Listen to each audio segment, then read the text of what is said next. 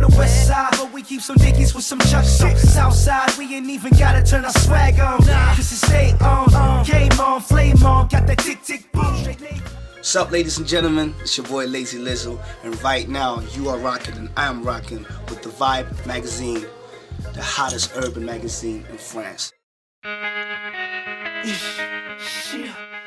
I wasn't, not to say I wasn't too sure about which direction I wanted to take it, but I wasn't 100% happy with how it was sounding right then. So what I did was I re-recorded the whole album between that space.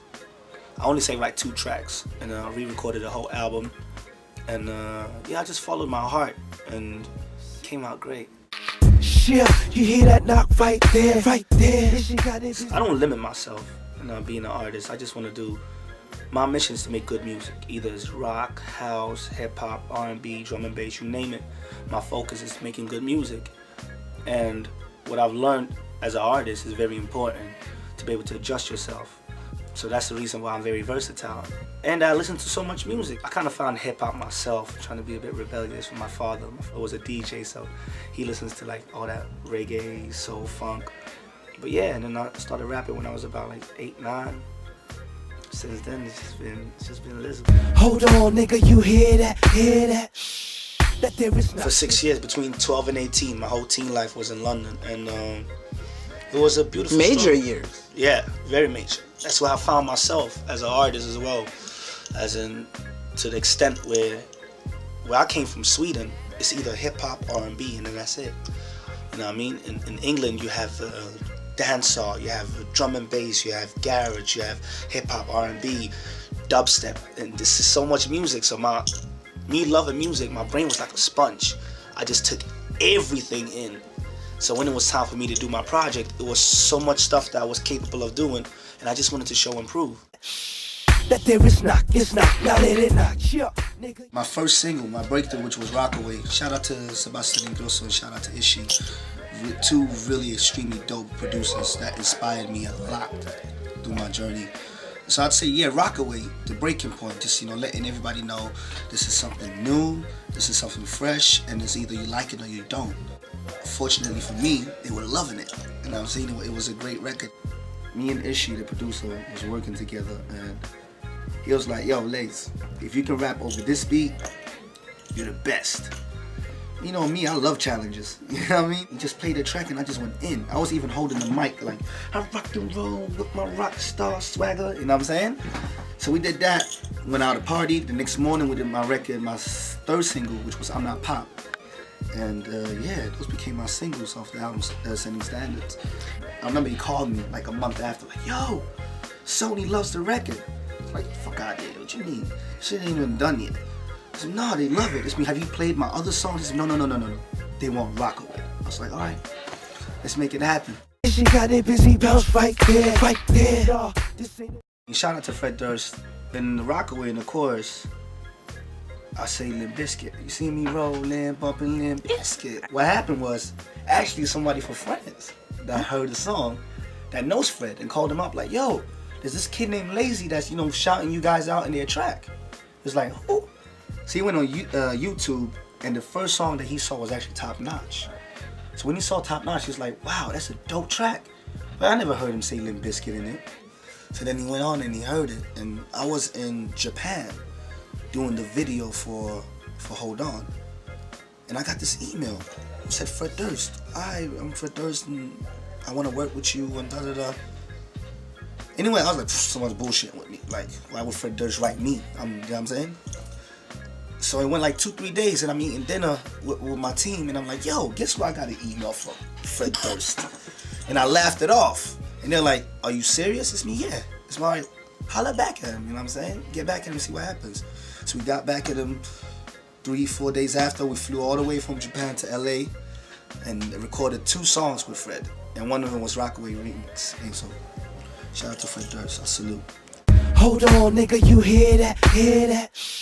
That there is not. Anybody that's worked with me knows that I'm a hyperactive motherfucker. Excuse my language, but I just love to work. I just get into the zone, and it needs to feel right.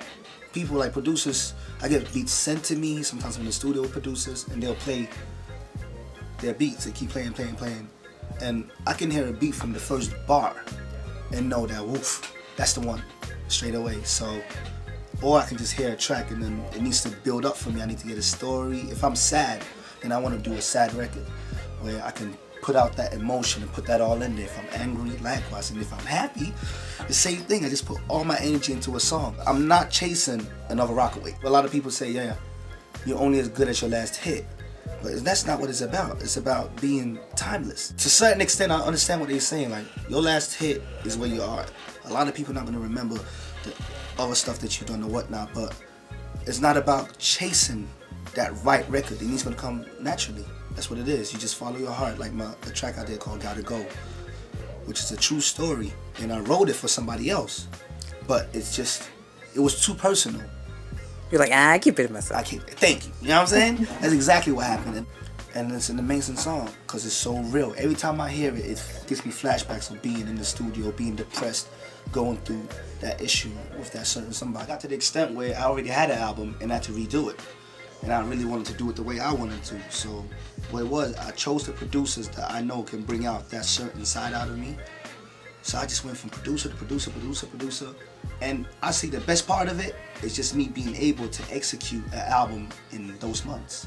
Like, people take years to do an album, you know what I'm saying? And I really got that album together in that short period of time, and it ended up being so strong and so powerful. So that was the best thing. Like, when I got the copy of the album and I mastered it, listened to it, I was like, wow, I pulled it off. The record labels, everybody's like, you crazy. Well, who scratches a whole album and it starts from the beginning in a few months? During the whole process, I did, for the first album, I did more than 100 songs plus, at least. I have so much material. That's why when it comes to music, that's what I love. Like, a footballer would love to have his football and play his matches. For me, I like to be in the studio or on stage and be with my fans. That's it. Now, I work till I pass out. When I pass out, I'm gone. That's just it. Then I wake up, I bounce back in. She got it busy, bounce right there. Me knowing that I was in a caliber that a lot of other artists wasn't in. Not to say that no Swedish rappers are dope, because there's a lot of people that's in my caliber out there. And from good friends of mine, Adam Tanstar, Pato Poo, there's a list of them that's like my peoples. But what I felt was, I just wanted to show and prove. I lived in London, it's hectic, it's things happening all the time. One second I'm there, next second I'm that studio, then I'm there. To come back to Sweden where it's more, like, everything slows down a little bit more, everybody's more reserved, and me having that fire within me made everyone just go, wow, shit. So this guy, like, he's over hyperactive, and wow, he just wanna work. This guy don't wanna sleep. People know sessions with me, nah, you don't get it easy. Like, I need to get my shit done, you know what I'm saying? So for me, it was very, very, very important to keep that fire, because or else I might not be what I'm now. Hold on, nigga, you hear that? Supposed to Happen is dedicated to my fans, strictly, because I do it for them, you know what I'm saying? So for me, it was just to have my fans happy, you know, to go on Twitter and be like, yo, Mama City State Run, I love it, or No Hook, wow, you went in and gotta go. Just that alone, it's beautiful. That's really all I really wanted, you know what I mean? My main focus is my fans. I haven't had no negative feedback from my fans. Soon. The thing is, we're just trying to work out a couple situations, but if I do go to France, before I do any record label business or go to license the album, I go to just see my boys, like Tyrone Carter, Matt Pecora.